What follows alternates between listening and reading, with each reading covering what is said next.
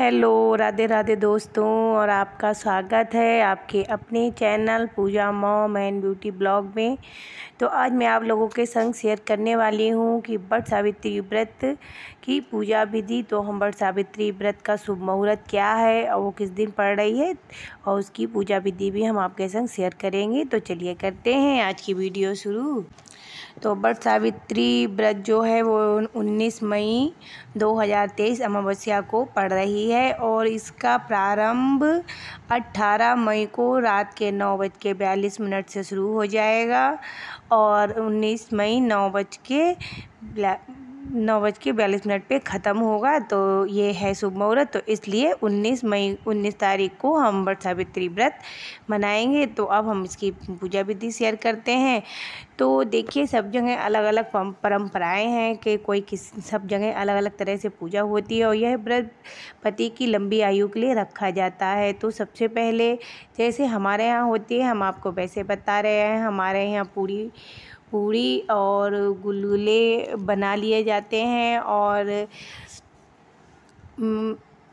पूड़ी गुलगुले बना के पूजा करी जाती है। और इसमें एक विशेष बात है कि आप खूब अच्छे से तैयार होइए, सुहाग के 16 श्रृंगार करके ही आप इन वट वृक्ष की पूजा कीजिएगा। और वट वृक्ष में पूजन सामग्री जो है उसकी वीडियो मैं किसी और दिन शेयर करूँगी।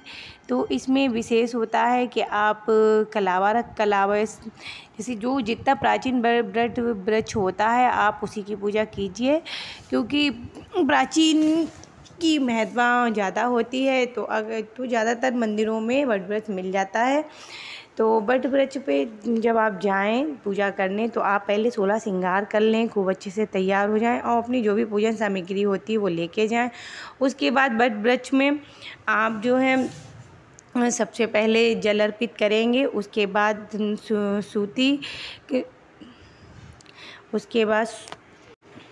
उसके बाद कलावा या कच्चा सूत अगर आपको ना मिले तो आप कलावा भी वट वृक्ष में लपेट सकते हैं। तो आप सबसे पहले जल चढ़ाने के बाद आप उनको रोली चढ़ाएं, चंदन का तिलक लगाएं। चंदन नहीं है तो रोली का तिलक भी वट वृक्ष को लगा सकते हैं और पूड़ी गुलगुले का भोग लगाइए। अगर आपके यहाँ जो भी और कुछ चढ़ता है तो आप वो चढ़ाइए। हमारे यहाँ पूड़ी गुलगुले हलवा चढ़ता है तो हम उसी का भोग लगाते हैं।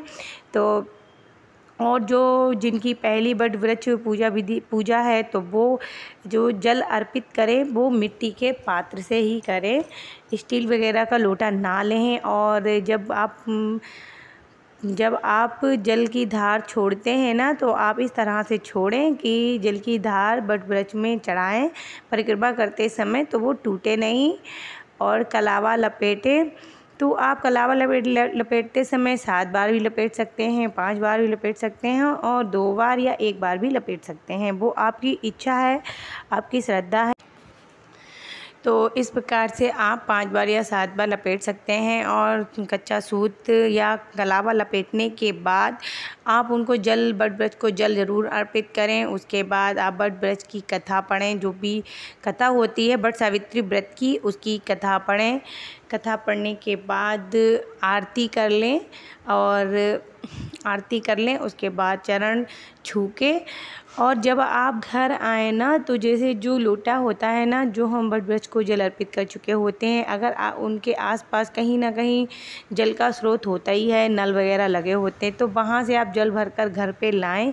क्योंकि कभी भी घर पे खाली बर्तन नहीं लाना चाहिए। तो आप जल भर के घर पर लाएं। और उसके बाद जैसे पूरे दिन व्रत रखने के बाद आप अपने पति के चरण छुएं, उनका आशीर्वाद लें। क्योंकि देखिए, ये व्रत जो है पति की लंबी आयु के लिए रखा जाता है। तो इसलिए पति का आशीर्वाद लेना बहुत अनिवार्य है और उनके दिए हुए जल के द्वारा ही आप अपना व्रत खोलें, उनका आशीर्वाद लीजिए। तो इस प्रकार से आप वट वृक्ष पूजा विधि बहुत आसानी से कर सकते हैं। और जो लोग व्रत नहीं करते हैं या वट वृक्ष की पूजा करना चाहते हैं व्रत की, तो जो लोग व्रत नहीं करते हैं और पूजा करने चाहते हैं तो कोई दिक्कत नहीं है। तो आप साधारण रूप में पूजा कर सकते हैं। व्रत मत रखिए। आप सुबह जल्दी स्नान आदि करके उसके बाद उनको साधारण सी पूजा, सिंपल सी पूजा कर लीजिए। मतलब जो भी आप प्रसाद चढ़ाना चाहती हैं, तो देखिए वो भगवान का स्वरूप के रूप में पूजा होती है बट ब्रज की, तो वो आप कर सकते हैं। ऐसा नहीं है कि जो सुहागिन में मतलब जिनकी शादी हो गई है मेरा मतलब है जो व्रत करती हैं, जिनके यहाँ व्रत होता है वही पूजा कर सकती हैं, ऐसा नहीं है। पूजा आप भी कर सकती हैं अगर आप पूजा मतलब करना चाहती हैं तो आप ऐसा कर लीजिए, मतलब कोई प्रसाद मंगा लीजिए और कच्चा सूत लपेट लीजिए, जल भी चढ़ाइए और पूजा कर लीजिए। व्रत मत कीजिए इसे और अपने पति के चरण छू लीजिए, तो व्रत मत कीजिए, कोई दिक्कत नहीं है।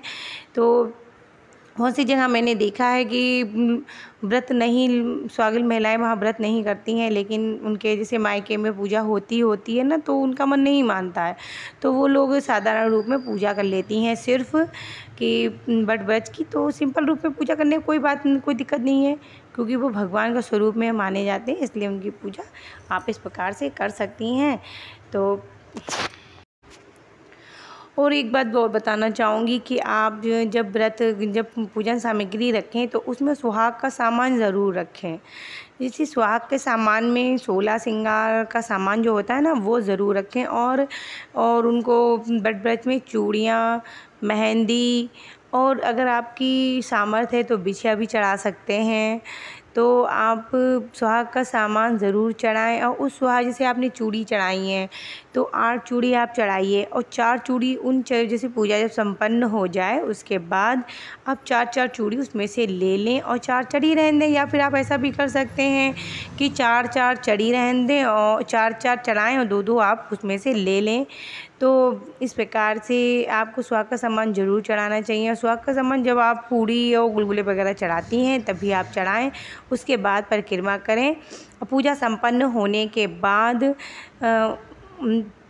उनके चरण छूजिए और उनका आशीर्वाद लीजिए, प्रार्थना कीजिए कि हमारे पति की आयु दीर्घ हो, उनकी आयु लंबी हो, उनके ऊपर कोई कष्ट ना आए। तो इस प्रकार से आप पूजा संपन्न कर सकते हैं। जो लोग व्रत करते हैं वो भी कर सकते हैं पूजा, और जो लोग व्रत नहीं करते हैं वो भी सिंपल विधि से बहुत आसानी से बट सावित्री व्रत की पूजा कर सकते हैं। तो इस प्रकार से आप सारी बट सावित्री व्रत की पूजा बहुत आसानी से कर सकते हैं। और अगर आपको हमारी दी हुई जानकारी अच्छी लगी हो बट सावित्री व्रत पूजा विधि की, तो प्लीज़ हमारे चैनल को सब्सक्राइब कर लीजिएगा। अगर हम हमारे चैनल पे नए हैं तो प्लीज़ चैनल को सब्सक्राइब कीजिए, बेल आइकन को प्रेस कीजिए, ताकि आगे आने वाली अच्छी वीडियो आपको मिलती रहें। वीडियो को लाइक कर दीजिएगा, फैमिली वालों के संग शेयर कर लीजिएगा और कमेंट करना ना भूलें। तब तक के लिए राधे राधे, बाय बाय, नमस्ते।